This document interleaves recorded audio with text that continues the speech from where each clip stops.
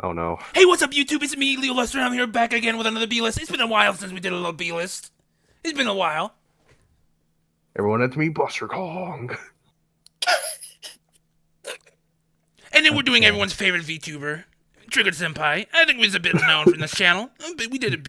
He's not Actually, a we haven't. VTuber. We Is he a haven't. VTuber? Does he he's, have? he's just He's not a VTuber. No, he's just cartoons. I was gonna He's say just a has this cartoon. one It's we act. true. actually haven't done Triggered, which is a bit surprising. But we haven't done a B-list in forever, so that's not. Yes. Maybe that's a good thing secretly. I guess. The It fact that we is. go, the fact that the next one is just this dumbass is frustrating. I know some of us don't want to do Because- Triggered, which is perfectly fair and honest, but like. All right. I got no rebuttal for that. Triggers just sucks. Yeah. He's just kind of. Yeah. He sucks, but then he'll just somehow get the blatant facts wrong about every part, most of the story. And then he will act like he knows everything else about it, but anyone else just shut up. You know what I mean? I like to imagine that some people that don't watch A-list exists come to like this specific video like, who the heck's Triggered? They haven't done Triggered before. But we have all this We prehistory. haven't. I feel like we have. We haven't touched Triggered, no. We mentioned him, but No. we haven't done one of his videos. It's honestly shocking we haven't gotten to this guy yet. Yeah, that is shocking. What the fuck? Yeah, it's pretty weird. We've done Cell, but we haven't done Triggered. Well, Zellwriter That's pretty actually good. says stuff, so Yeah, But Zell is it's just like. what is Zell Zell's up to? very frustrating. You know what I mean? What is Zell up to currently? Oh, I guess more ruby nothing. glazing. No, it's DC Deep Dive, Batman's contingency plans, a 3-minute video. I don't think he can say much about that in 3 minutes. And the game trailer. Previously on Avatar. Oh Lord, this is gonna be good. With the news of a new Avatar movie coming out in oh yeah. Good lord. Gotta get on that hype shit, huh? Everyone watching. Yeah, that's it. Yeah, everyone watching? Yeah. Read the stream okay? Something new's coming out. Gotta talk about it for them views. Yep, Baby. you gotta get the views. But I don't care about views, only except when it's convenient. Yeah, I think the problem is more so the hey, I don't care about views except for when it suits me. It's because he's grifting them. He doesn't care. Grifter, he wants popularity. There it is. Senpai needs to just change his name already. Maybe Yeah, no, Prince he Grifter categorically is a What do you- grifter. what do you think he grift is says for? things he doesn't believe in. Yeah, that is true. He reminds me a lot of DSP, except with the begging, if we can kind of agree with that. He would never. That's the I don't only think thing I he haven't lacks. seen his. How I far haven't, can your I begging haven't seen go? his streams though. Y'all saw that new Mark video? I haven't. He's trying to challenge the king. With the news of a new Avatar movie coming out in 2026, I figured this would be a great opportunity to watch Avatar for the first time your and ass give did. my honest review on it. Avatar: The Last Airbender is widely considered to be Honest. one of the greatest TV shows ever created, and I can kinda see why. The story is easy to follow, the power system is interesting, I the also- world building Simple. It is simple, therefore good. No. That's all it is. Going into the video, I was thinking he could make a good argument on this because it isn't a 10 out of 10 series. There's several clear issues of like certain episodes just not mattering or certain plot lines just being worthless. But then he actually just makes the arguments and they're not good. Yeah, if you're gonna Or hate is it, it hate just it right yelling now. at the screen? Yeah. Yeah, why didn't Aang literally murder people? Oh, come on, he's so stupid, guys. No, it's gonna. People do talk about just gonna Aang's be- pacifism, yes. I was more so It's talking probably about gonna love be a it. lot of. Avatar Day is basically a worthless episode, like for the Aang plot line. And there's I like love at least Trigger there's like 3 other episodes that have that as well.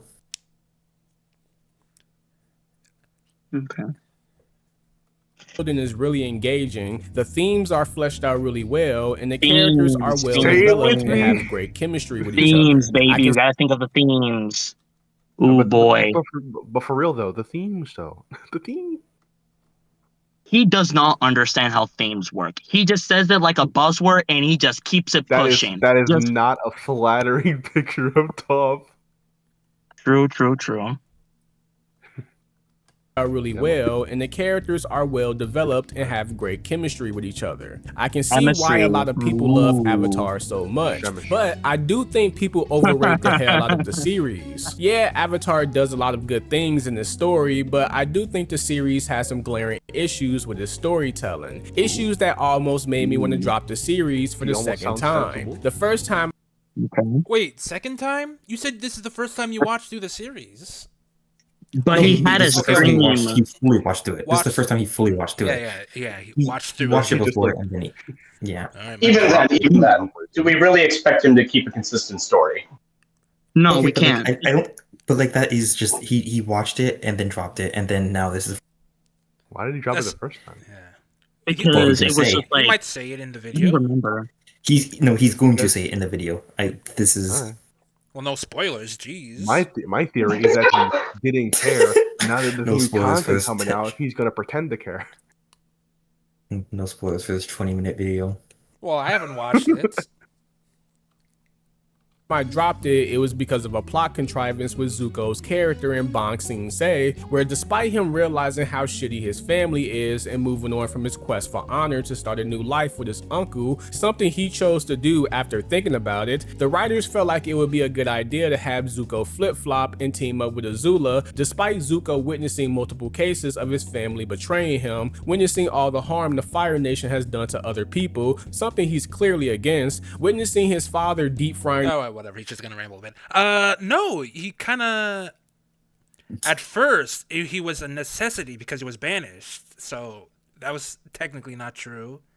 And then he was warming up to a more peaceful life, but he still has. Well, he still wants the admiration of his Ozai, so it was like a bit of character conflict. So it's not like it was a betrayal of his character arc. He has multiple things he wants to look for, but they are in conflict with each other. That's the idea of that. Yeah. That. his fucking face in front of thousands of people he's clearly against, witnessing his father deep frying his fucking face in front of thousands of people, witnessing Azula harming All right, but that happened way before the actual start of the show, and he was still trying to get into good graces with Ozai. So I don't know how we could still say like, Yeah, that's not. oh, That's not. I don't know how we would say like, oh, why didn't he just stay with Iroh? I forgot his name for a second there. Why didn't he just stay with Iroh? He like clearly hates his son. Like what the? Does he not get that? Well, He wants wants Ozai's approval, and he's trying to do that in any way he can, even if that's not the best thing for him to do. That is consistent throughout most of the series until I think he learns about the fact that he what was it? Sozin and the Avatar were brothers. I think that's when he starts to turn completely.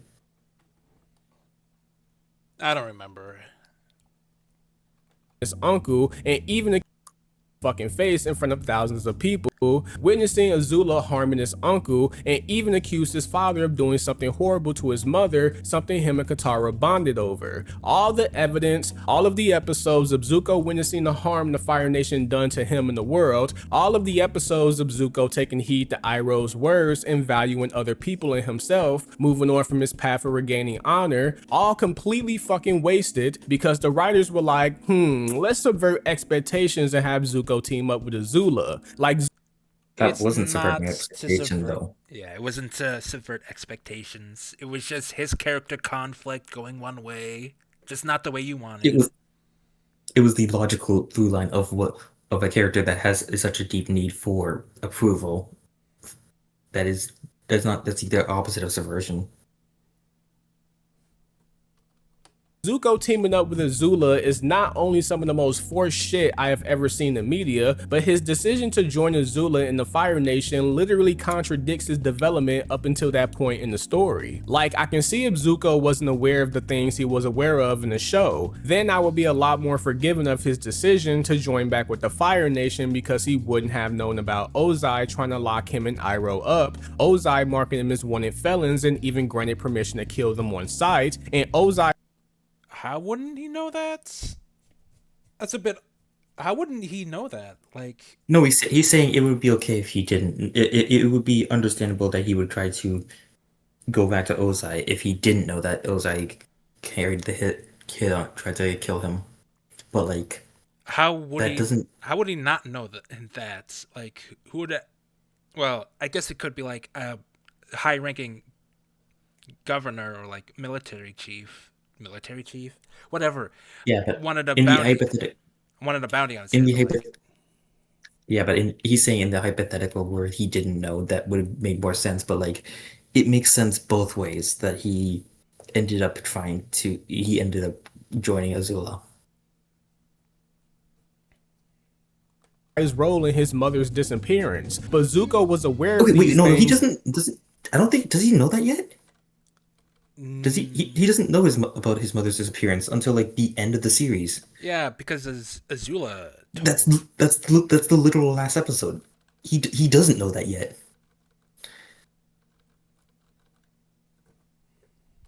These things and still reunited with them, which doesn't make any sense. To make matters even worse, when he reunited with the Fire Nation and got his honor back, the motherfucker started feeling guilty about his decision and ultimately betrays his father and joins Team Avatar, as well as get back good with his uncle, all after realizing how fucked up his dad was. And granted, No, that's not why. It's because he realized the honor felt hollow. That's just not that's just not what happened. Yeah, he figured out what he wanted. That's the And that was story arc. and that was after multiple episodes of him talking to everyone, and after he learned Sozin and Roku were brothers. Like this is just entirely not what happened. I'm struggling to think of something else like Tai Lung in Kung Fu Panda. When he got the scroll, it wasn't what he wanted. But when Poe says the secret is you have the secret power, he rejected that. Something like that. It's like he got what he wants, but it wasn't actually what he wanted. It's a, I wouldn't want to say common, but it's an easy to understand trope. Yeah. and it makes sense why he would feel guilty for what he did. But it's like, dude, you already knew your father was a piece of shit. Look at your face. Why would you think regaining? Yeah, But but that it was. was Well, first off, it was in combat. Second off, it's just because he got hurt by his dad doesn't mean he still doesn't want his approval. Like, you don't think there's some like, oh, I guess Stockholm syndrome, but like, you looked up to somebody for so long that even them hurting you seems like no issue when you still want their approval. Like he that really too, looks. You're saying? and also the fact that he was born in the Fire Nation. It takes a lot more to go, hey, the things they are doing is bad than like somebody who's been born outside of it. Yeah, Even after seeing the people. he was also born into this type of environment of like harsh, the word I'm looking for, harsh upbringings. Yeah, he was born into a life of harsh upbringings. This one incident doesn't change anything, especially since it's a honor base. I forget the name. I haven't watched this show in a while. Point being, it was directly affront Ozai's honor, so him losing, it was a big deal to him. It was not like he just randomly got beaten up for no reason. He directly challenged Ozai. It wasn't like Ozai beat him up constantly. It was a direct challenge. So it's not like it was a specific backlash. He was always Man, I don't know the words I'm talking about. He was being punished for being out of line. He's getting punished. No, he got what he deserved because he lost the rich. I forget the name. Agni Kai. Agni Kai. Yes, he lost Agni Kai, and he got punished for it. It's not like it was something. No, this was expected from the outcome of the fight. It's not like he did anything bad in the eyes of in the Fire Nation, and didn't do like a bad thing in the Fire Nation society. That's what I'm trying to say. Yeah. You knew your father was a piece of shit. Look at your face. Why would you think regaining your honor would make him look at you in a different light? He literally put a hit on you. Like, it just gets to a point It where I does can't. make him look at him in a different light, though.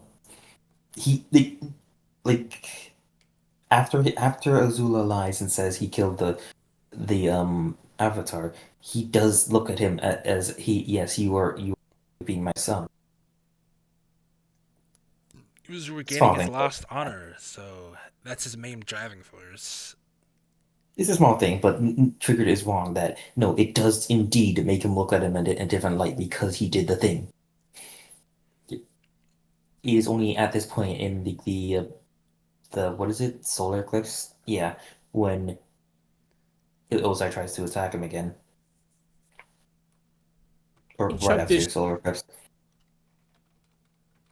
This shit up to Zuko being an emotionally confused character. There was nothing for him to be confused about. Everything was laid out to him like a yard sale. I don't mind characters making mistakes, but just make it where it's believable and not some cheap plot device to switch up the story. Like, Zuko knew his father was very believable how he got into the situation he did throughout the entire story. This is just, yeah. Everything was set up for him to get back to Ozai's good graces, just because he was like, "Hey, this nice thing is pretty cool. I want to be like nice," but then he was like, "Oh, but I also want to be back with Daddy." But like, should I stay with the nice people or go back to the Fire Nation? Like, then he chose the Fire Nation. It's literally.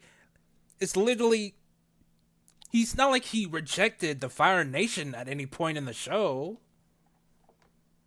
Or no, he didn't. It was just that one episode with the Earthbender soldiers. But apart from that, he was like, didn't want to be with the Fire Nation.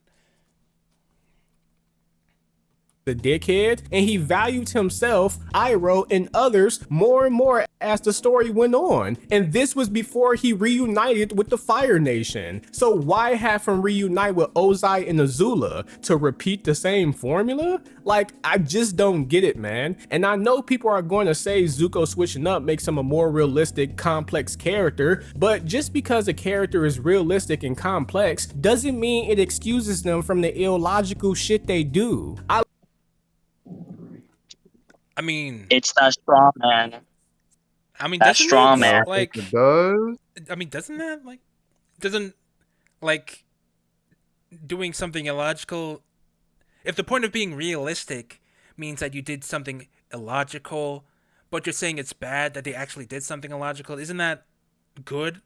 Because it's realistic. A person not in their right mind shouldn't be making the most reasonable, most logical decisions in the world, and saying that they should is kind of weird. Like, if you say, I don't know, lost a loved one, would you be thinking the most rational things in the universe?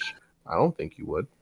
And he is absolutely a very traumatized kid. And the only thing that in his mind that he can think of to solve that trauma is to get back that honor from his dad. It's the only thing going through his mind this whole time. I just don't get that logic, like, at the beginning with realism, whatever. One might say that Triggered is going through his own illogical breakdown through this YouTube channel. It's just, I'm I'm just befuddled by that circular non-circular logic about realism. I'm just befuddled. But I'll continue. I like complex characters that open the door for new storylines and themes to be fleshed out. Zuko switching up didn't do any of that shit. It just regurgitated the same shit from seasons 1 and 2, except this time he's trying to regain his respect from Iroh and Team Avatar instead of his father. So it isn't regurgitating the same stuff.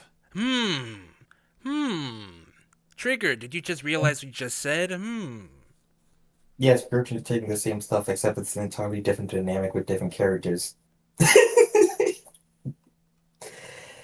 Yeah, that's insane.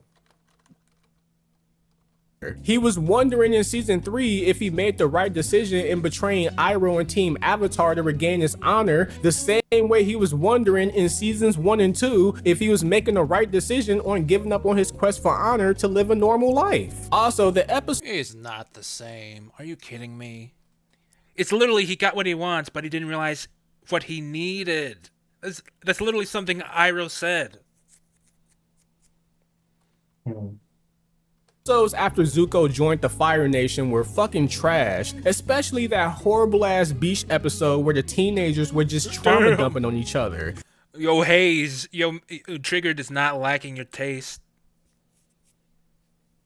I just wanted to say that. Each episode was fine. It wasn't fine. It wasn't perfect. It wasn't really great. It was just there. You got some chuckles out of me. That's about it.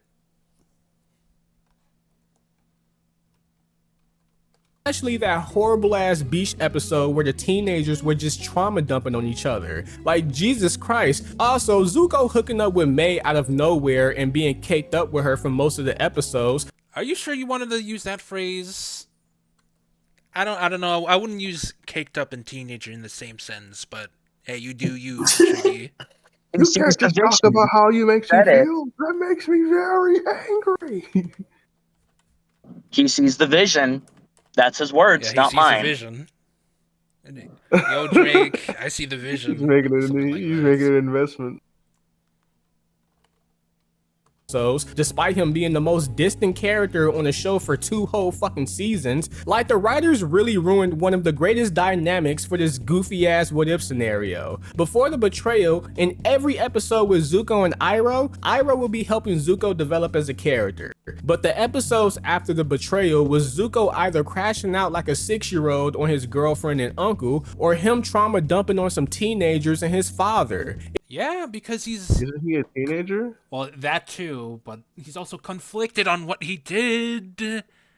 It's literally an inner conflict. All these videos about inner conflict triggers like, bro, why are you complaining? You were just supposed to do this thing. Like, it's so simple. Why are you complaining? It's part of Trigger's inner conflict. To grift or not to grift. And it's not like it's not like Zuko was always on Iroh's side. He constantly was like, yeah, get out of the way, old man. I gotta do it like this. So it's not like he was always listening to Iroh and doing what he says. It was a gradual thing. It was just a lot of cringe-worthy shit going on. On a side note, Zuko trauma dumping and talking about his destiny happens so much throughout the show that it unintentionally becomes some of the most hilarious shit ever. It's like...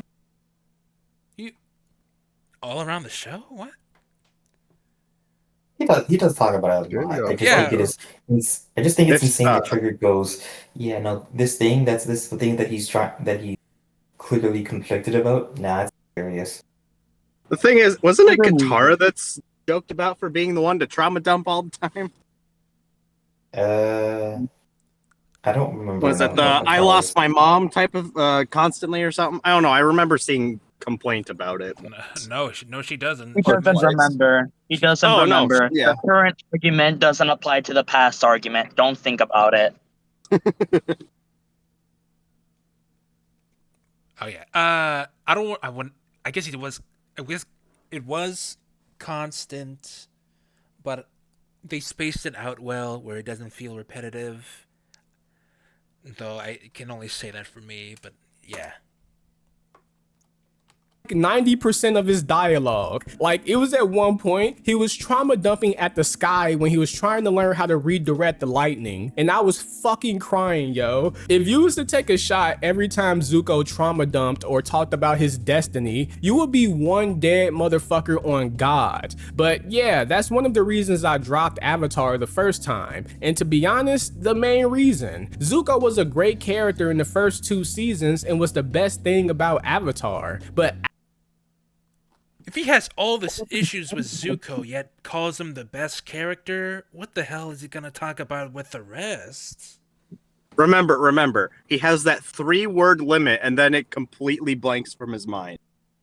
Short memory RAM. Remember that. He always, not always, sometimes he just complains heavily about a character, but says, they're all right. And now here he's like, oh, but he's also just the best character. Sometimes he loves to argue in circles, and then he just loses track. That's triggered to you. after that bullshit betrayal, he's just a whiny, inconsistent, flip-flopping teenage bitch. And yes, I know that's the point of his character. Doesn't mean it makes it good. The second reason I Who is arguing this triggered? You're just fighting against a straw man. Dude, I'm sorry. This is just legit gets frustrating every single time. Every time when he reviews a show, it's always just, oh, I understand it's this, but no, that doesn't make it good. Jesus Christ. Sorry if I crashed out. Jesus Christ. dropped Avatar was because of the childish tone the series gave off despite handling mature subject matter. I don't know, man. I think the show's for children. Like, might be a good excuse. Oh my god. The children's media is for the children? Damn. Also, why is that a bad thing? You can't have drama without levity. That makes the drama even harder. Isn't that the Lily Orchard argument, if I recall? Oh yeah, it is. It absolutely is. Oh, I've yeah, he forgotten. did say that. She did say there's just like, yeah. I find it amazing how people can like. Why is there so many funny comedy haha moments in my drama? Like, what's going on? Like, and it's not like they even said that the funny bits are bad. It's just that there's a lot of comedy in with the drama. Like, I freaking what's the word? Demon Slayer has this type of dynamic, and I don't hear him complaining about the drama being outstaged by the comedy. But you see the thematic depth behind it. That's where the shit is at. That's what he would say. I don't think he ever used the words thematic depth. Just themes. All the themes. It made the show feel really unserious a lot of times. It isn't unserious sometimes. That's the idea. It's Did you say it isn't or it is? isn't. Not he said not serious. Makes the show seem not serious a lot of the times. And that's the point of the scene. It's supposed to be levity. It's not supposed to be serious all the time. It's supposed to be an adventure. There's laughs and there's sads. I mean, laughs and cries and all the other gushy, feely stuffs in an adventure. That's the idea of an adventure. It's not just a drama. It's not, hell, even in Lord of the Rings, there's a plethora of humorous moments. That's what makes a good story. That's what makes a good story. Not like Now apply this logic for One Piece. What would he say? Oh, it's goofy and unrealistic, so it's the trash. yeah, that is something he would say. He has said that. You can't take it. He can't. Well, he specifically says the Luffy and L fight was unrealistic, which I mean, I guess. Oh my goodness, I remember that. I mean, I guess, but like, rubber is a known insulator against lightning, so like, it's not that unrealistic. I think he will kindly disagree if he was in this call. It's certainly. Shit, I'll take it a step further. The childish nature of the show damn near made me forget sometimes that there was even a war going on. And I get it, it's a That was kid in the show, first but 2 episodes, though. That was in the He first. was just a kid. The first two.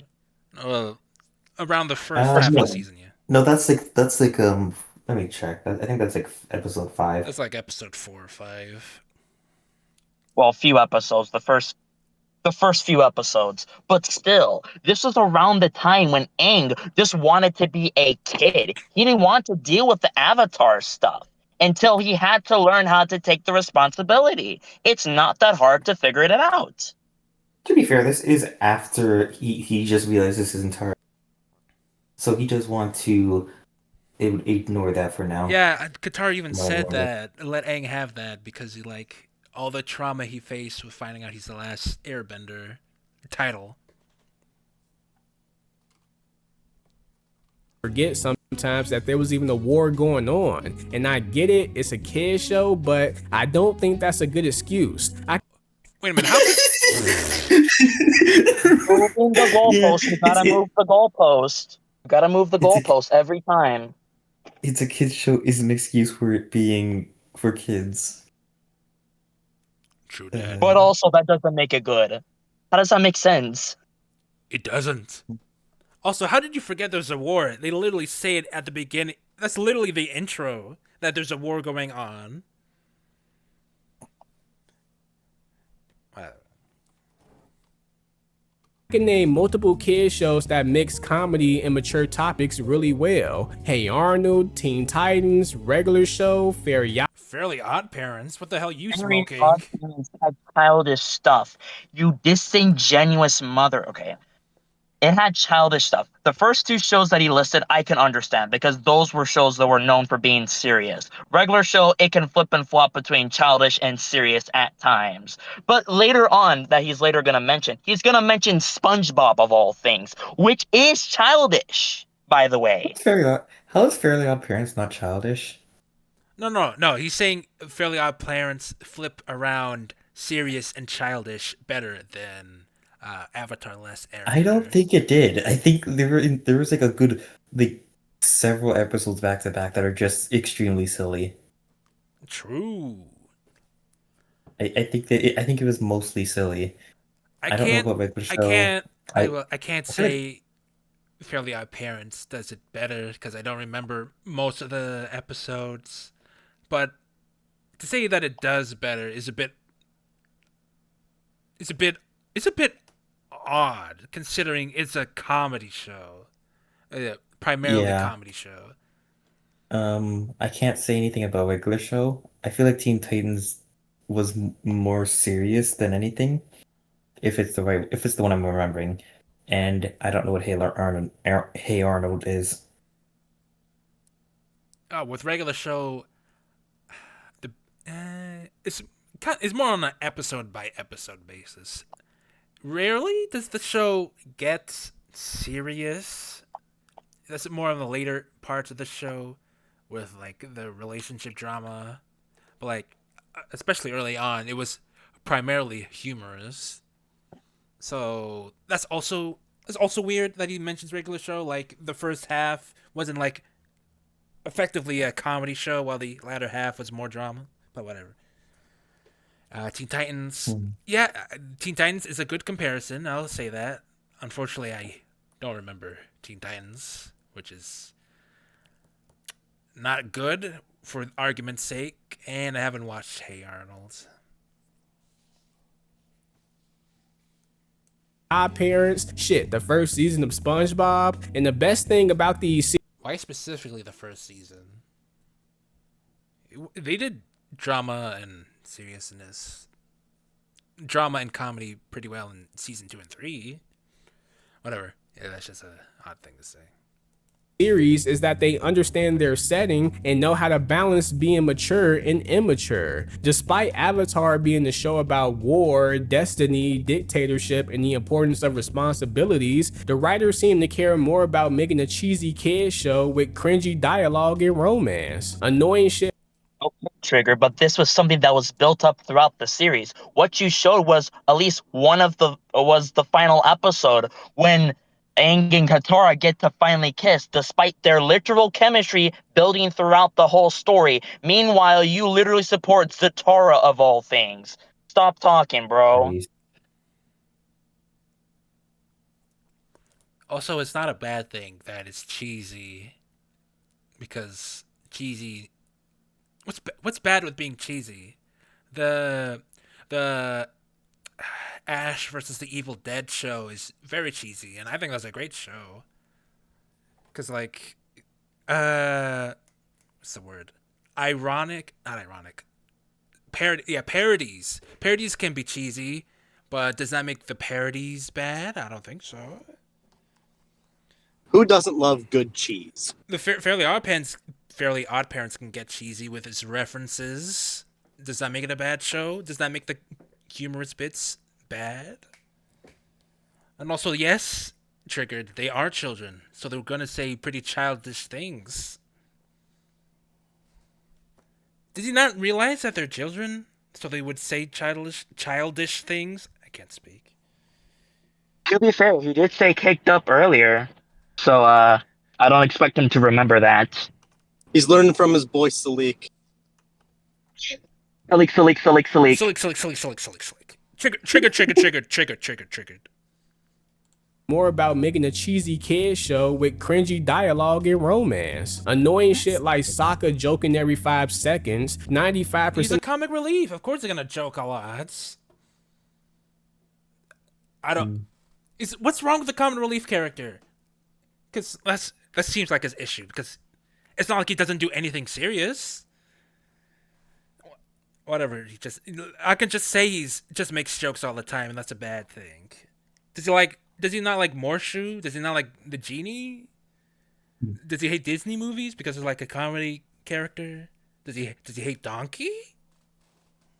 Everyone loves Donkey from Shrek. Whatever. Romance. Annoying shit like Sokka joking every 5 seconds, 95% of the adults being dumber and less competent than the kids, Azula conquering the nation at the age of 14. How in that scenario was the adult being incompetent? I mean, I think it's because, like, oh, they're clearly children. How did you get that wrong? They're shorter than you and such and such. Okay, but old people can be short, and the two of them are clearly short, or like Aang doesn't really. It's, I don't know. Yeah, there is the whole deal with they sound young. They obviously look like children. So and so.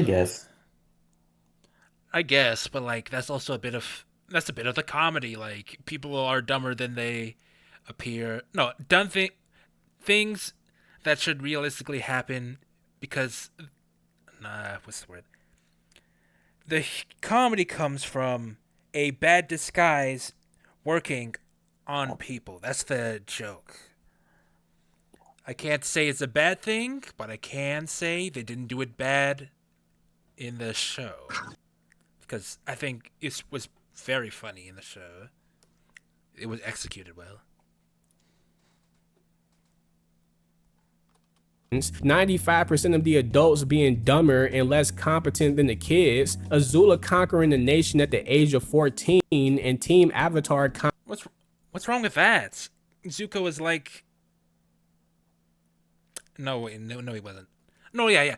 Zuko was the Fire Lord at the end of the show. What was wrong with?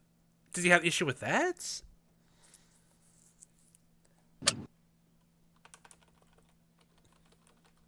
Are constantly dicking around despite a war taking place. These things really ruin the immersion of the show. Despite my issues with Zuko's character, his redemption arc was the only thing that felt immersive, mainly because of the tone. The writers in this case knew when to be— The tone? You just called it a bad character arc.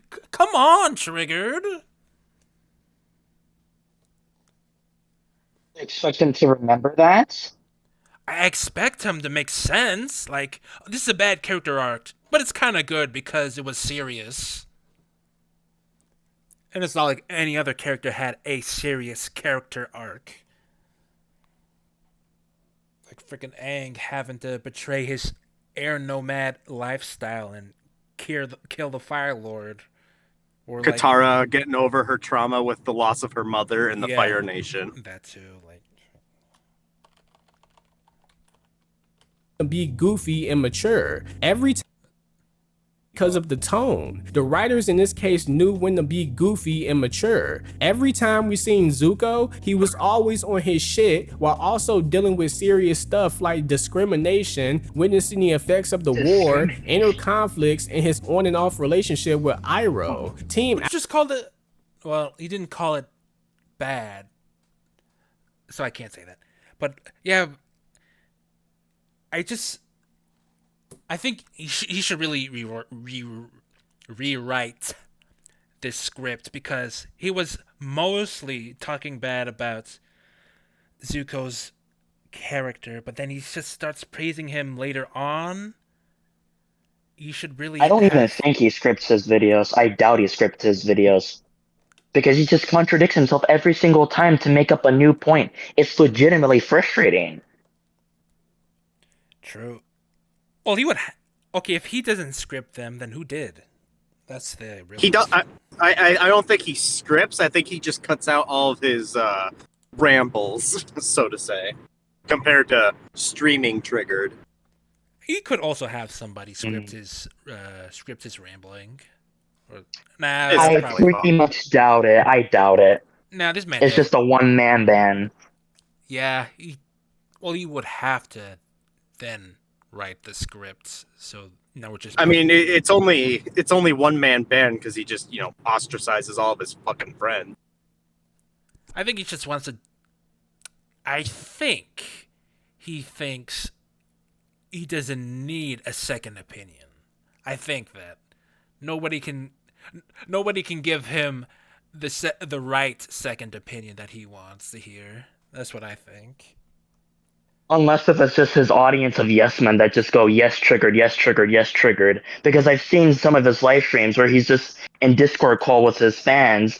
They all quiet down, Triggered says something, and then the whole Discord call just goes crazy. Sounds like a fucking cult. Yeah, but almost like the Covenant. The Covenant. The Triggered Covenant. The Triggered Covenant. Yo, that's horrible. Get out of there.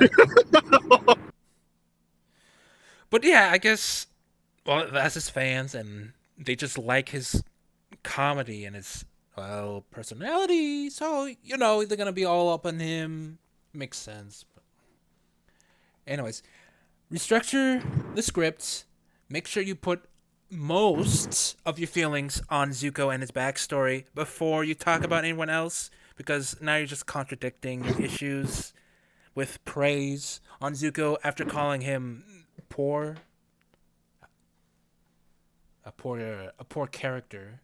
Oh, a bad character, I should say. The effects of the war, inner conflicts, and his on and off relationship with Iroh. Team Avatar would go through the same stuff here and there, which were great moments, but most of the time they just felt immature and childish, while Zuko and Iroh felt more mature. And also, it's because they're literal kids. Yeah, oh my goodness. Yeah, that too, but they're also more lighthearted, since their trauma doesn't weigh as heavily compared to Zuko. Zuko is a more serious character, while everyone else in Team Avatar is more lighthearted. That's their character triggered. They aren't mopey crybabies that you complained Zuko was. Like, he bashes on Zuko. But then it was serious because of the tone. Yeah, because of the tone. He bashes on Zuko for being a big baby, but he's also praising Zuko for being serious. So, where is it triggered? Is it a bad thing that he's complaining? Hell, if you want to get all thematic, you could say that all of the ways that they handle their trauma is based on their elemental bending styles. That subtext triggered is too dumb to understand. True. It was Demon Slayer with the thematic breeding style. While some might say that's a good contrast because you don't want the show to be too serious, given Avatar's setting and subject matter, I think the story would hit a lot harder if it was less childish and more serious. I mean, I can't agree. It's not like you can't. What's the word? Well, okay, probably shouldn't use Monty Python. I need a show. In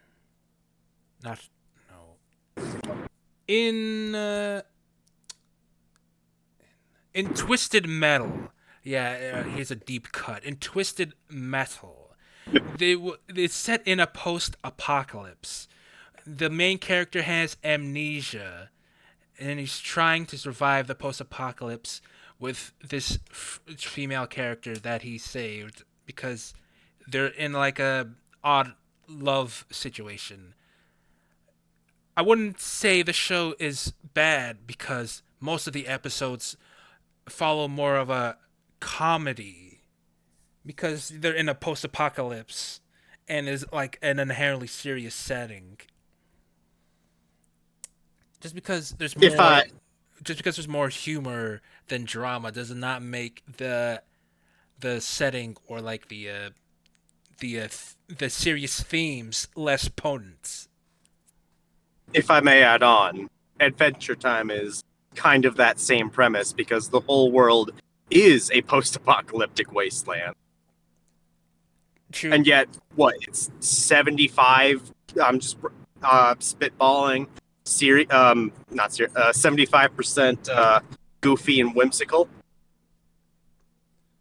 True. But I specifically call Twisted Metal because they often play back they play back instances before the pre-apocalypse, as they say. They show instances pre-apocalypse and how much. Actually, they kind of show both how much better and how much worse pre-apocalypse was. So it's like it's even that, like, even before the apocalypse, the world was pretty bad. So yeah, there's another layer of themes. Like even in the apocalypse, humanity doesn't do much better. So yeah.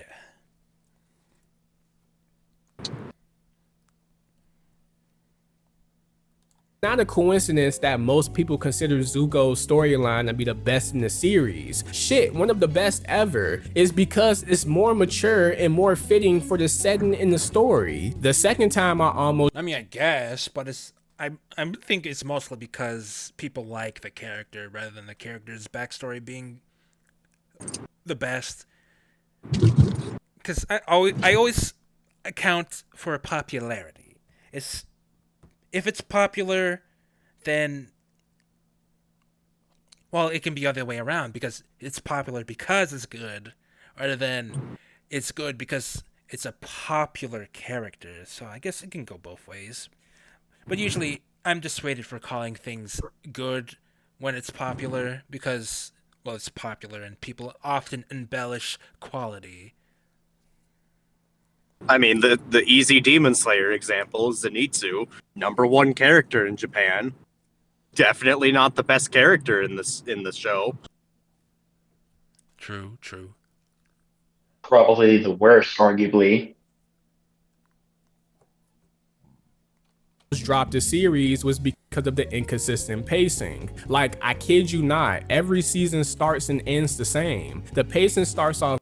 How is that makes it inconsistent? I don't.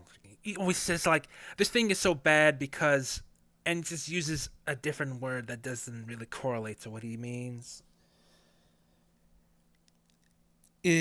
Whatever. It's fine. Like, I kid you not, every season starts and ends the same. The pacing starts off really slow, and in the final 5, 6, or maybe 7 episodes, the pacing goes batshit crazy. The majority of the episodes in each season were so goddamn boring that I had to do a side activity while watching the show, and I blame that on the pacing. Gosh, the TikTok brain. TikTok brain. Attention span. I wouldn't. Was he playing? I wouldn't do something else in the background when trying to do a video for a review. That seems pretty bad. Seems Absolutely. counterintuitive, don't you think? Not counterintuitive, it just seems disingenuous because you're not really giving your attention to the work you're trying to do. Because you might miss something. And I think Triggered has missed a few things. That I had to do a side activity while watching the show, and I blame that on the pacing because it takes way too long to get to the shit that actually moves the story. Like, yeah, a lot of those episodes are. Also, not everything needs to move the story. Like I said, Catalyst, man. come again? It's just Catalyst. Yeah, Oh, I said Catalyst. yeah, Catalyst. The funny parts are supposed to make the sad parts stronger, because if it's sad all the time, it wouldn't feel as bad. Because this humor to balance out the I keep forgetting humor to counteract the tragedy. There we go. Man, I'm not good with these words. Plus, the episodes where they like hang around are great. It's like, well, he doesn't like those apparently because it's I forget. It's badly paced. Yeah, he breaks the pace whenever they do funny stuff, and it's childish. Yeah, I forgot he said that too. I was just listening to the video. What I was talking about. Whatever. Important for the character's development, but it's handled in such a monotonous way that it makes you want to bang your head against a fucking wall. You'll keep asking yourself over and over when watching this show, what the fuck does this have to do with the overall plot? Because so much of it feels like filler. Like, why the fuck? Also, I just remembered now because he showed clips of it in the beginning of chapter season 2 is when they introduced Toph, which is a pivotal point in the story. And in the middle of season 3 is when Sokka gets his sword. So even then, there's important story bits in between the seasons. So what is he talking about?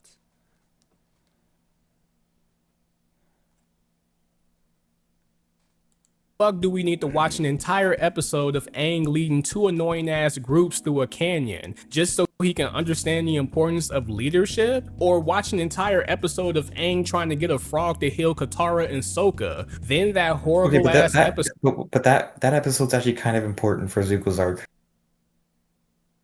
That episode is very important because that's where Zhao captures him and Zuko breaks him out.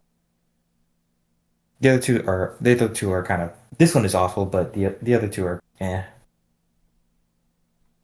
So where Katara and Aang had to kiss to get out of a cave, on top of most of the episodes being some Team Rocket cat and mouse bullshit, where Team Avatar is being chased around by either Zuko, Zhao, or the motherfucking Cheetah Girls for a whole goddamn episode. And what's even worse about these boring ass— What's wrong with that? They're literally on the run from the Fire Nation, so why wouldn't they be on the run from the Fire Nation? What are you talking about?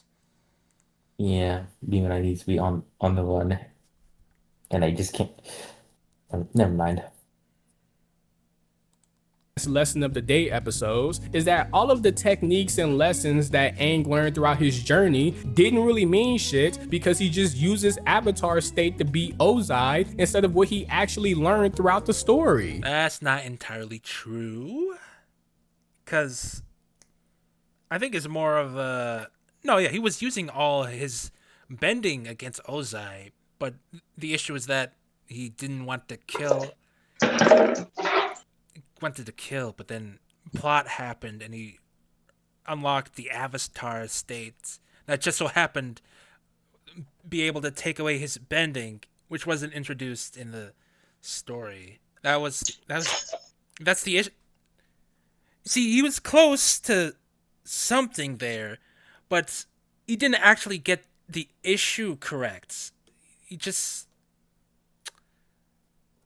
I was actually watching a video like a few days ago relating to Aang and his bending style mastery and all that stuff, and Earth becomes such a vital thing for his character and how he addresses a lot of conflicts. In fact, it's probably his most used element going forward as soon as he gets it. So even then, that's still proving him wrong.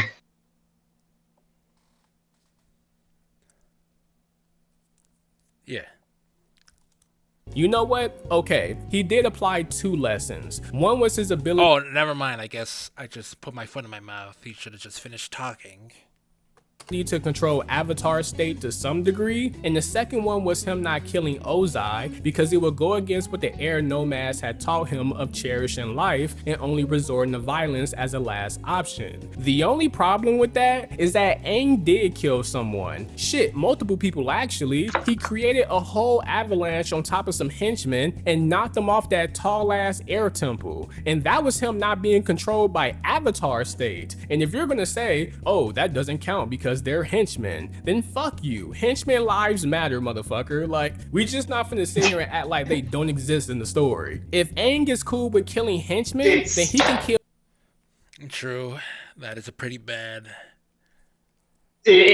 However, to the counter, this is following kid logic. For instance, in the second episode when he hits Zuko with the bed, that would do a lot. That's not how a bed works. I disagree. There was the climax of the episode, first at the Fire Nation. So this wasn't supposed to be like slapstick. There was a genuine combat scenario. So because of that, the incidents or the actions Aang takes are more serious, therefore has more consequences. So yeah, it's a bad scene. I get that. It's just like the cartoon logic is that, oh, it's snow, it shouldn't kill them.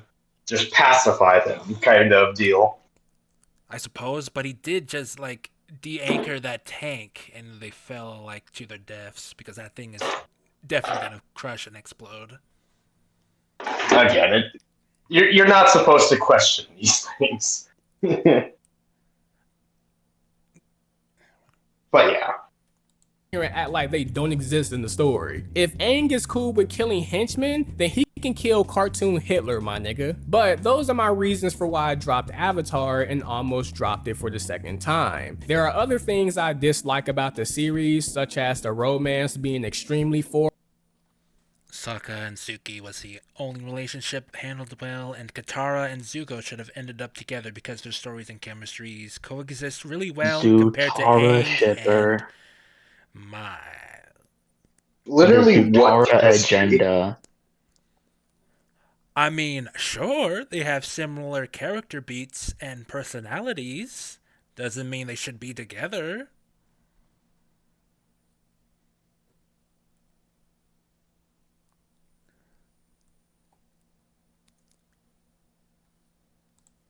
Characters learning techniques way too fast, such as Aang using earthbending because he learned to stand his ground, or Katara using bloodbending after just finding out about it, Toph learning the metal bend after being kidnapped for what, an hour or two, Zuko redirecting his father's lightning despite never redirecting lightning ever in the series, and another issue. I can't say it was quick because especially the earthbending stuff. He had issues with that for like 3 episodes. And that's a lot for Trigger. Oh yeah, I remember that in the Just Stop video. It was just like, no, the training was 2 episodes. The training was 2 episodes? Yeah, I remember that one. Just read the manga, it's quicker. It's both too quick, but it's also too long. Trigger needs to rewrite the script. With the lightning thing, it was meant to show that it was a desperate gamble because of the tense music and the slow motion. So it's not like it was confident in just executing the lightning redirection. So there's that. It's not like it was it's not like it was like a clear cut. Oh, he mastered it. With Toph, I can hear that because as she like never touched metal before and sensed the little imperfections in the metal, I can hear that part. What was the other thing you said? Bloodbending. Let's see here. She was trained by the best waterbender, so that gives her a leg up. And she was personally taught by the person who found out about blood bending. The build up and the power scaling into blood bending makes perfect sense if you accept these lines. I find it acceptable that she was able to learn blood bending from these scenarios. After just finding out about it, Toph learning the metal bend after being kidnapped for what, an hour or two? Zuko redirecting his father's lightning despite never redirecting lightning ever in the series. And another issue that I forgot to mention was Azula and Ozai as villains. They're very shallow and one-dimensional, especially Ozai. Ozai, sure. Azula, not so much. She's clearly disturbed. There's that part about her, and she has a lot of. She's kind of like a, well. She also has a bit of parallels to Zuko, as in like, oh, this is what Zuko should be if he wants to be under Ozai, and then it's a. And what's the word? A parallel to Zuko. Her is supposed to be a mirror to Zuko, showing that someone like Azula is what Zuko needs to be for Ozai to accept him. And then Zuko realized that he doesn't want to be like Azula, therefore refusing Ozai's acceptance, which is a bit of the arc about finding himself, what he really wants. So, yeah. There's a bit more than just she's the bad guy. That motherfucker is a cookie cutter villain at his finest. Motherfucker's whole personality is, It doesn't help that Ozai doesn't do a lot. Or say a lot. Evil and I'm gonna take over the world. Like, the fuck? This is who you built up throughout the entire series? Well, I can't say built up because the motherfucker barely got any screen time. And with Azula, I mean, she also, it's fine that he's just a simple villain. It's not a bad thing that he's simple. He's a villain that's supposed to represent something rather than be someone. She has a couple of moments where we learn more about her character, but as soon as you think you're about to get a more emotionally developed Azula, she immediately goes back to being a shallow, power-hungry villain. When the hell was that? She's always been manipulating Zuko. I guess when she told Zuko about...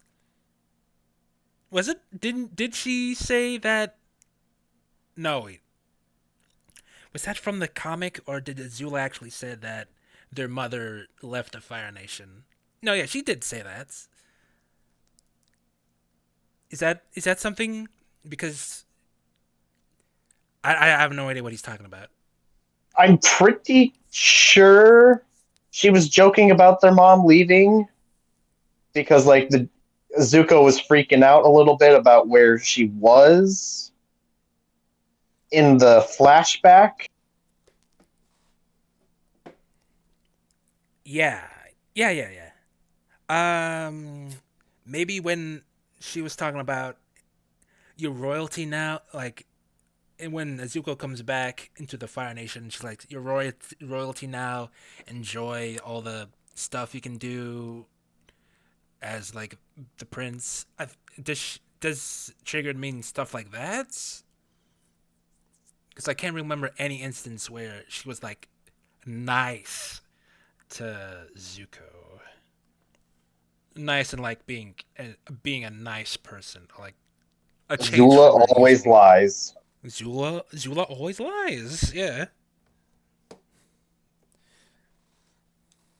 Also, Azula has some ridiculous plot armor, bruh. Like, I could not for the life of me understand how Azula was always bodying Aang, who was the fucking Avatar. Meanwhile, you have Katara in the Crystal Cave molly whopping the shit out of Azula in the 1v1. Motherfucking Zuko had to come save her from getting split into two, but you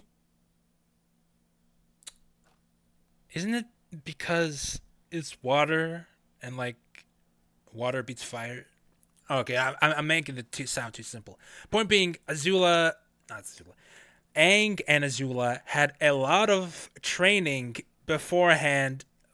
Why is he comparing a season 1 fight to like a season? I think this is the end of season 2 fights. Like there wasn't a gigantic gap of time of training. Whatever. It's just a horrible comparison. 1v1. Motherfucking Zuko had to come save her from getting split into two, but you want me to believe that Azula is more skilled than Aang when it comes to the hands? Get the fuck out of here. And get the fuck out of here. Also, Aang doesn't have to be stronger than Azula. It's just like, well, they have fought, but like he doesn't need to like beat Azula to like destroy the Fire Lord. With Team Azula constantly giving Team Avatar a hard time. You're telling me Team Avatar, the same team with Aang, the Avatar himself, Katara, a borderline waterbending master, and Toph, the Jeez, what's going on in the background?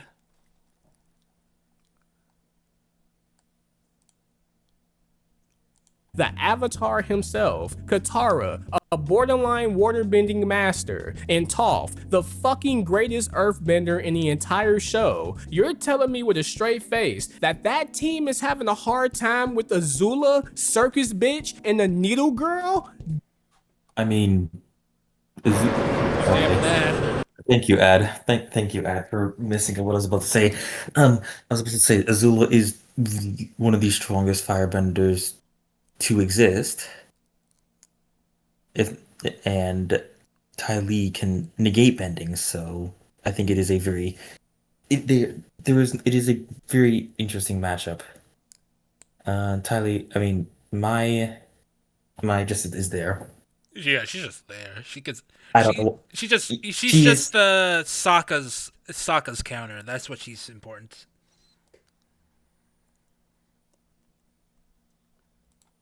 That team is having a hard time with Azula, Circus Bitch, and the Needle Girl?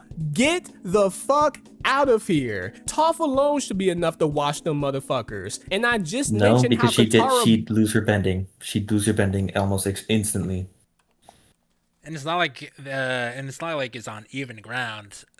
Some if not most of the time, Azula's team had the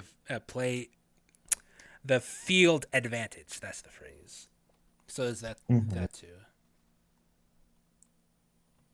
Toph alone should be enough to watch them motherfuckers. And I just mentioned how Katara bodied Azula in Bang Sing Se. So like, seriously, man, come the fuck on. What's even more ridiculous is how Azula escaped Aang, Katara, Toph, Zuko, and Iroh when they had her ass surrounded this one time. The bitch shot Iroh and everybody instantly got on her ass. But wait, Azula's the secondary antagonist and the writers need to make her intimidating somehow. So what did they do with her in this inescapable predicament? They just have her turn into a blue fireball and vanish.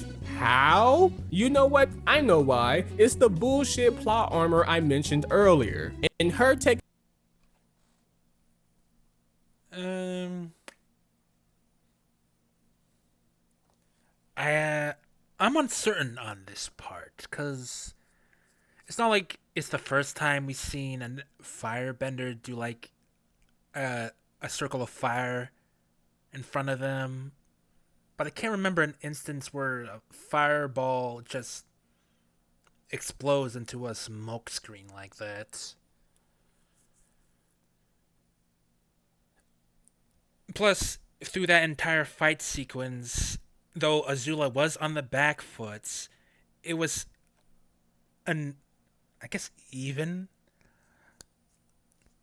I guess it was kind of even. Point being, they couldn't properly touch Azula because she was so slippery. But when she was cornered, she was in a tough position. So it's a bit of power scaling there. That even with all four of them in that instance, she still had an even win victory. I don't know. It was still even with Team Aang, the gang, as they said. So there's also that. I don't know. I was okay with it because she couldn't be taken out now, but like I can't remember any other instance where like all these elements just clashed together and just made a gigantic smoke cloud explosion. So maybe. Over Bon Sing Se at 14 years old was fucking goofy too. It just highlights how fucking stupid and incompetent the adults are in this series.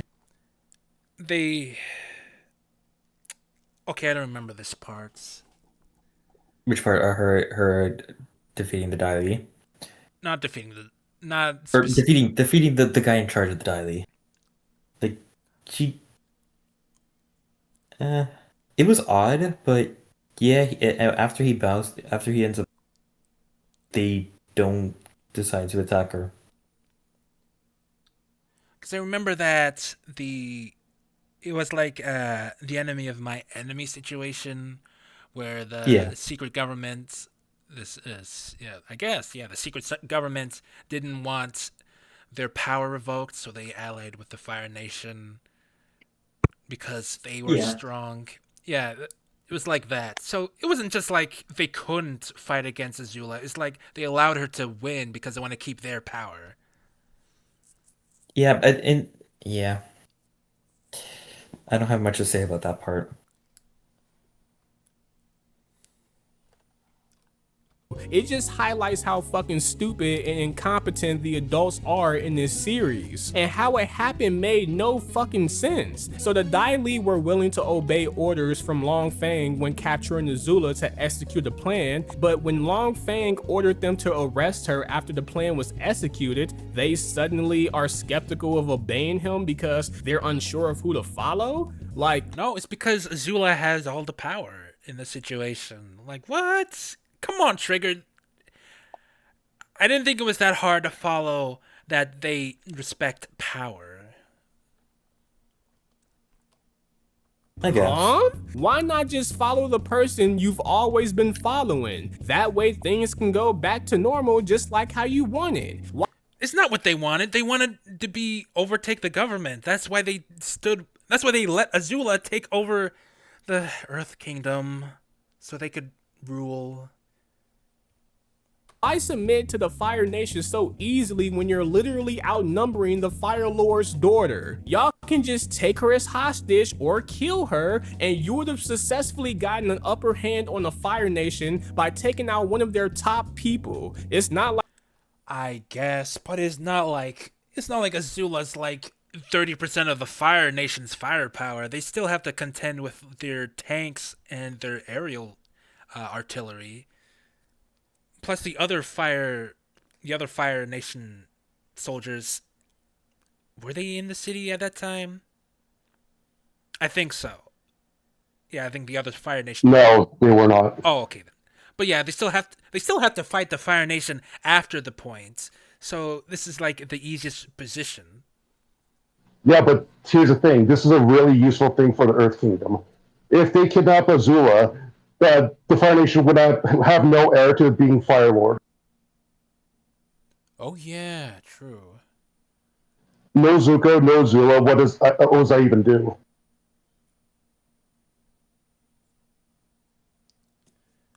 Huh. Good point. What else something funny about the Dai Li? They betrayed the Earth Kingdom to join the Fire Nation just to get banished.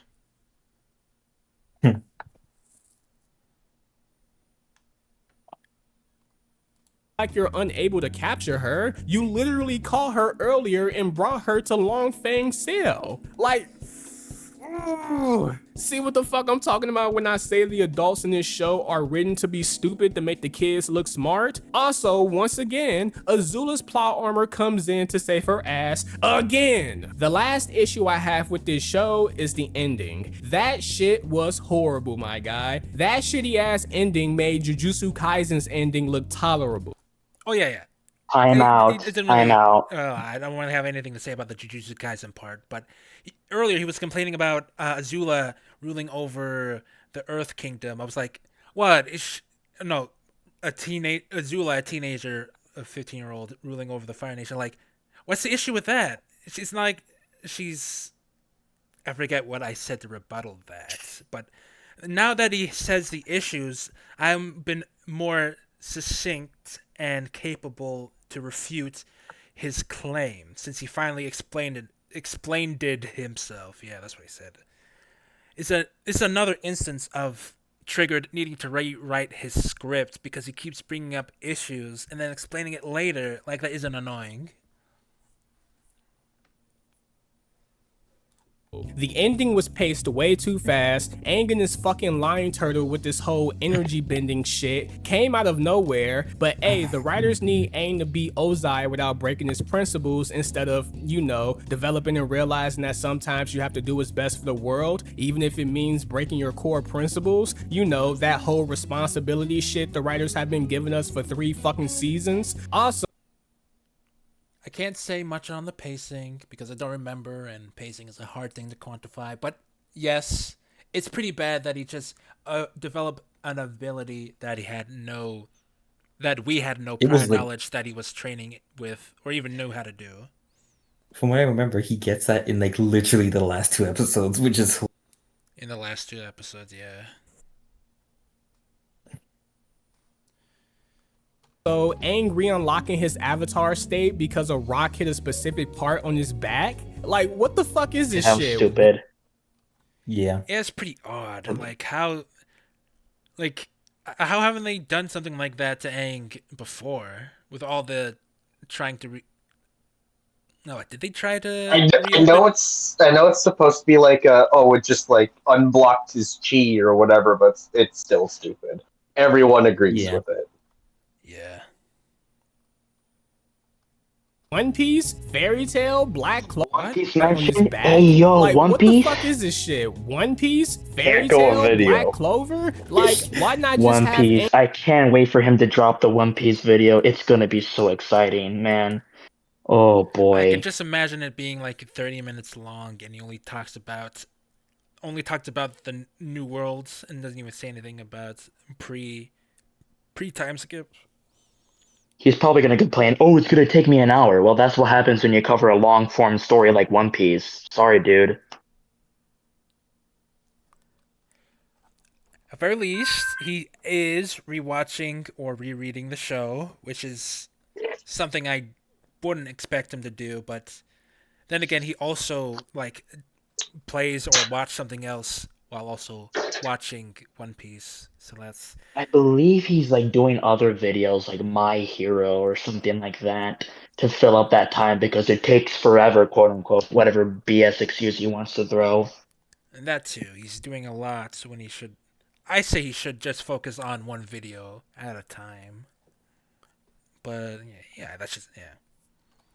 But hey, at the time, I was like, I gotta put out the video, you know what I mean? It's just the trends. He just has to get the trends. Put out some content. Had to put out some content, yeah. shit? But see, that's the thing. Like that's what I said. Like, keep in mind, manga. It's not for us. Yeah, it's not for us. So there's also this man is so dumb. Reading's hard. Reading is Cartoons are hard. not for us. Kawabachi just blowing up in the West and them actually capitalizing on that. Ignoring that. Ooh, what was that? Is someone playing Plants vs. Zombies?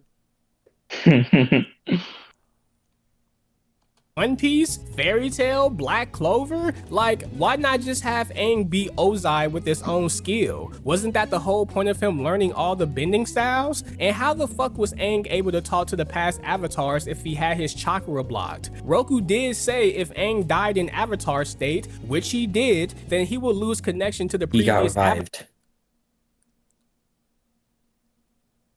That's basically it. When did that happen? He honestly, he didn't even got shot- die. he- He was just close to death. Yeah, I'll accept that as well. He got shot. He got shocked by Azula, and then Katara healed him with the magic water. Oh yeah, that's how he got his chakra discombobulated. Yeah, I remember now. Combobulated. Able to talk to the past avatars if he had his chakra blocked. Roku did say if Aang died in avatar state, which he did, then he would lose connection to the previous avatars and the cycle would end. Guess the writers decided to retcon that shit. And Azula killing Aang in avatar state, I'm kinda iffy about that because on one end she did catch him lacking, but on the other, I found it hard to believe that the previous avatars didn't come up with a defense mechanism that would keep something like that from happening, considering He's not omnipresent. You can still get blindsided. The avatar state does not increase your defense whatsoever. Yeah, that too.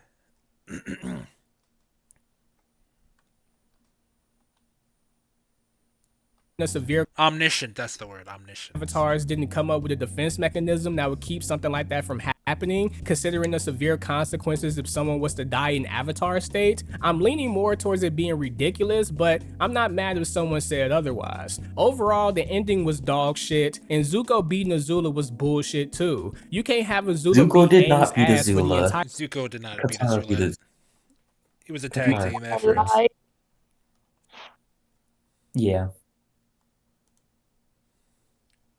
bullshit too. You can't have Azula beat Aang's ass for the entire series, but have her lose to Zuko.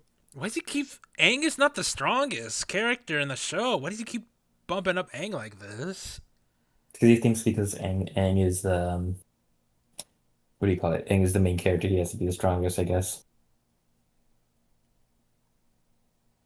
He's only the strongest when he's in the avatar state, and that's it. Who's been getting his ass beat by Aang and Katara. Like, it makes no sense. But that's about all the issues I have with Avatar. I'm probably forgetting some shit, but who cares? I've overstayed my welcome on this segment. Now, there are some things. What do you mean you Why not list all the things? Why not list all Why your not things? talk about them? Like, oh, whatever. You already get my point. This show bad. He's got other stuff that happens. Such lazy video making. If you just- want to say something, then say it. You put the stuff you want in. It's not like, oh, there's other stuff, but like, whatever. You get the idea. Why are you trying to make it sound like you don't care, but then you just made a 20-minute video?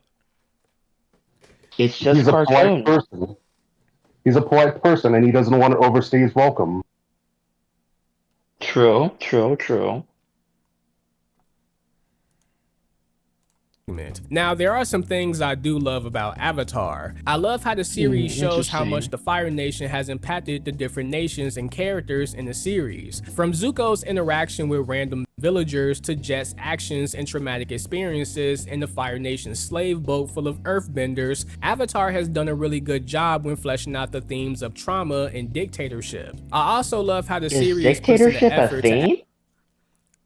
No, it's. I guess so, because I remember talking about this. I think what he's supposed to thinks he's saying is the deal of like totalitarianism on its subjects or or like neighboring nations and such. That's my charitable take on what he's saying. But still, it's just a dumb thing to say. I don't know what he's yapping about. But hey, it did the themes well, and that's all that matters. Yep.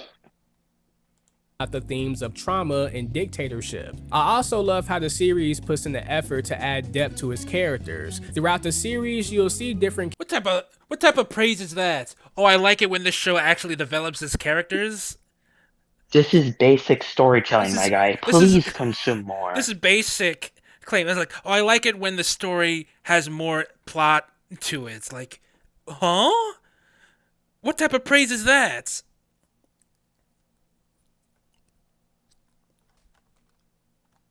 The series puts in the effort to add depth to its characters. Throughout the series, you'll see different characters gradually developing from their weaknesses. Aang learns to be less selfish and accepts his role as the Avatar and the responsibilities that come with it. Not selfish. He's not selfish. He was never selfish. What are you talking about? No, he means careless. He means careless. Because it's not like he didn't care. It's more like he didn't put much serious. He doesn't. The word I'm looking for is. No, he's also serious about. Well, more serious than. He became more serious on being the Avatar. That was his character arc. It's not like he didn't care that he was the Avatar, and it's not like he didn't like helping people. That's just a he didn't use that word right. Sokka becomes less sexist and useless and learns to respect women more, as well as become a better warrior. He was always useful. Get that ass banned. Sokka was always useful. Congratulations, you figured out what a character arc is, Triggered. As well as become a better warrior and leader. Katara's progression as a waterbender is phenomenal, coming from being a decent waterbender to a fucking grandmaster damn near. There are moments where she shows signs of having anger issues to the point where she's unnoticeably rude and overconfident, and even some moments of her being too power hungry for the sake of improving her waterbending skills. But she ultimately grows from that and becomes more tame as a character. She still has attitude, but is controlled a lot better. And with Toph, she becomes more compassionate. So nothing about their dead mother? Alright. Yeah, who cares about her? Who cares about the mother plotline? More confident in her appearance, and more willing to build a relationship with her parents, when before she wanted nothing to do with them, was a complete asshole to everyone, and had low self-esteem when it came to her appearance. Zuko does develop. Why did you say low? You just mentioned the appearance twice. What the heck, Triggered? Fix the script. When it came to her appearance, Zuko does develop well as a character, becoming more compassionate, but I already explained why I feel his development was ruined by the writers. Also, the constant parallel comparisons between Aang and Zuko was a nice touch that put more emphasis on how they're both essentially fighting the same battle with destiny. Now, I do think the parallels get ruined after the Zuko betrayal, and it becomes more clear that Aang's story was a lot more consistent, meanwhile Zuko's felt inconsistent and messy, but overall, I still like the addition of the constant parallel comparisons. When it comes to the side characters, they aren't the best, but there are a decent amount of them that are written well enough to leave a lasting impression. Characters like Iroh, Jet, Hama, Gyatso, Pakku, Jeong, and Avatar Roku, they really helped add depth to the world building by introducing different cultures and philosophies, as well as adding history to help flesh out not only them, but other characters that are somewhat connected to the main cast. All in all, the That's it? This is basic storytelling, Triggered.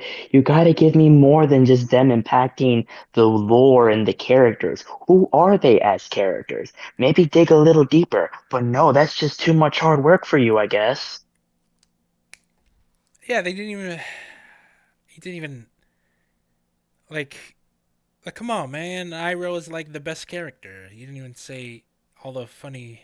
He funny. Iroh funny guy. Iroh funny guy, and he's cool. He's also cool.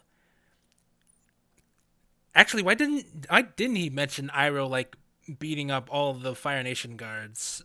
I mean, Jack. He's the rule of cool guy. Why didn't he mention all the cool stuff Iroh does? It's kind of crazy. Also, no King Boomy mention. This is obviously a bad video because of that. No Chin the Great mentioned. Terrible. And Avatar are really good. Definitely the biggest highlight of the show, and the only reason why anyone should want to watch this show. Because the story itself. Fake That shit is laugh, the fake The laugh, the freaking fake laughter. laugh. You gotta love it. hella mid. I'm not even gonna lie. If I had to give the series a score, I'll Wait, give wait, it a wait, wait, 7. wait. I thought he was gonna give it a 5 or a 6 because he was complaining the whole time. And I remember he had like a community post where it was listing all the series that was below like a 7, and Avatar was on that list. But now, a year later, it's now like at a 7.8, higher than Demon Slayer, mind you. You know that he can't give it any lower, or else he's getting fried by his fan base. No, But he doesn't care. It's cartoons. probably. I think this specifically, The Last Airbender, is more like extremely poor writing in the script. I think he does have proportionally a lot of good things to talk about in The Last Airbender. It's just that he's been mostly talking about negative things, and he doesn't properly explain the good qualities.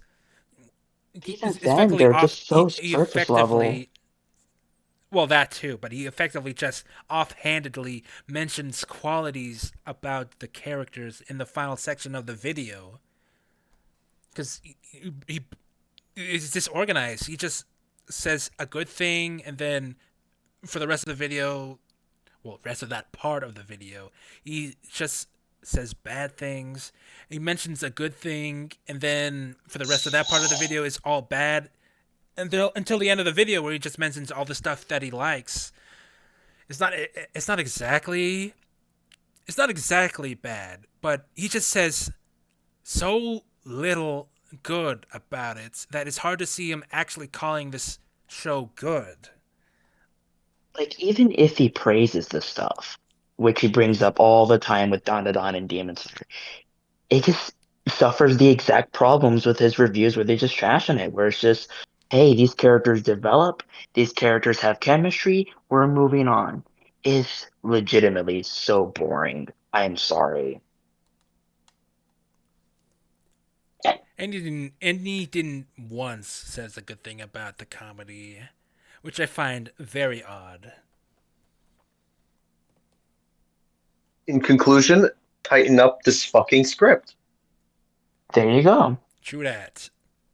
8 out of 10. I can see why a lot of people enjoy this series, but with the overly childish nature, on top of Zuko's inconsistencies as a character, a lot of the episodes feeling fillerish and disconnected from the main story, the inconsistent pacing, the adults being complete idiots, the villains being too shallow and one-dimensional, and the inconsistent power scaling, You only mentioned 2 villains. You didn't even say, like... Yeah, you only mentioned 2 villains. You didn't even mention, the one-off antagonists of the story, or like, I forget his name. General Zhao. Yeah, you didn't mention General Zhao. You didn't even mention General Zhao, and he was a good antagonist. Was it Zhao, Wang Feng? Yeah, I guess. The Honestly, those are the only Technically, ones I remember. The pirates. Don't forget the pirates. Yeah. He didn't even. Well, he didn't mention Jet Li. But whatever. he had him as like the top 5 list of like the best written characters of Avatar from what I remembered. I don't know. He's too far off to remember that. Yeah, he only had like bad things to say about the antagonists, except Azula for being. I forget what he said good, but yeah, he primarily had bad things to say about the antagonists, even though he only mentioned 2 of them. don't see greatness when watching this show. It's just cool to me. I'll definitely recommend this to a kid that's into shonen, but my grown ass do not need to be watching this kiddie shit. I'ma notice all the Oh, you issues. see, I am grown and I recognize the issues, while you, little kid, just go with the flow, just consume. It's See, crazy. This narcissistic thinking is just woof. you just You realize see, shonen's for kids as well, right? Demon Where's the Slayer is blood a and murder? shonen. This still sucks. It's just odd that he like is too childish, but recommends people who like childish media.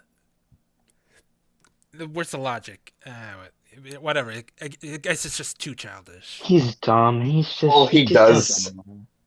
all he does is review kids shows. That's That is that's true. also funny. Technically Like true. that's also funny how he can call this too childish, even though he's been primarily reviewing children's shows. Mm.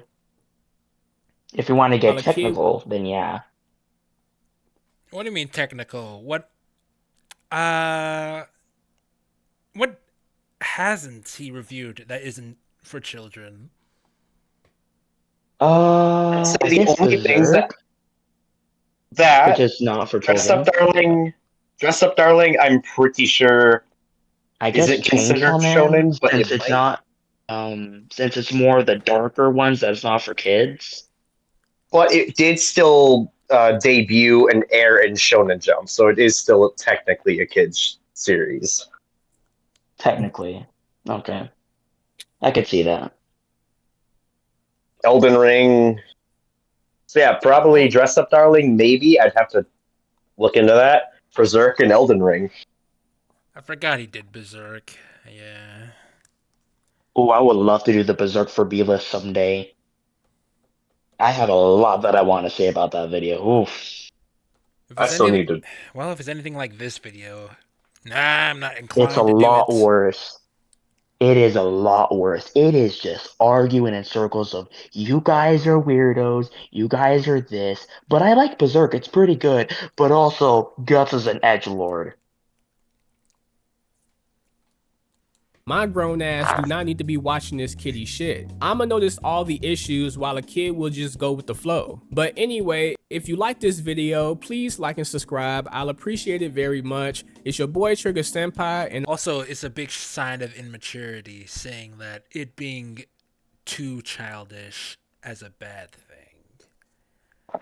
Because Hey, Leo, you should give him a like and subscribe. got you. There you go. Get the engagement Alright. up. Dislike and I'm out, report. man. Peace. Dislike and report. Black Friday just Oh, another ad. Great. Oh Only hell two, no! Only 2 ads though, which is a bit surprising. I'm That getting was a nothing these worth burger. on trigger references. I'm getting them. I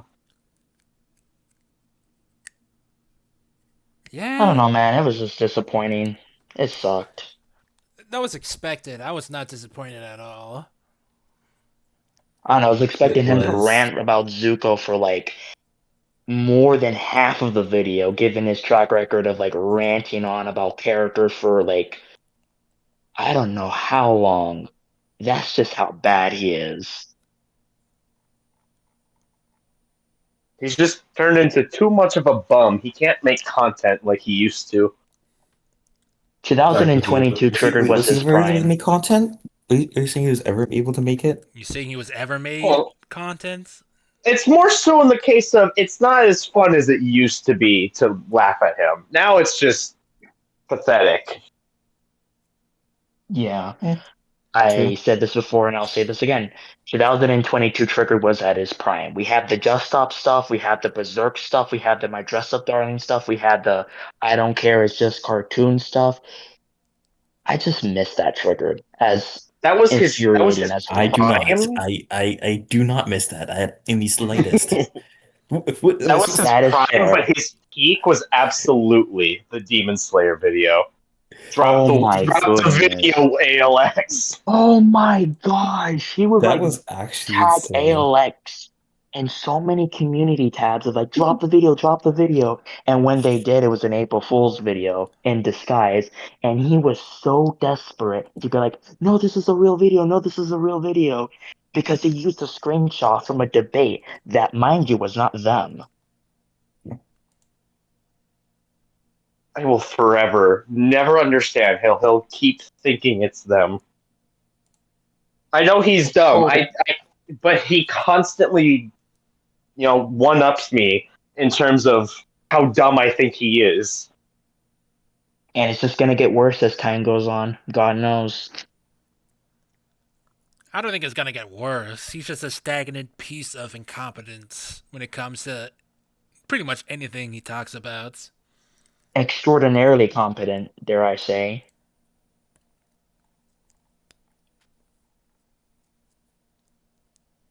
Well, unless you have anything else.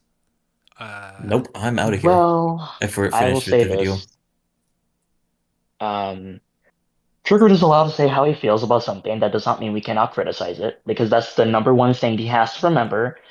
But I don't know. Just cartoons are not for us, and I guess that's all I have to say. Manga is not for us. Some cartoons are too childish for us adults. Well, this call was Us fun. men. You guys have a nice night, and see you next time. You too. Hasta luego. Yeah, good night.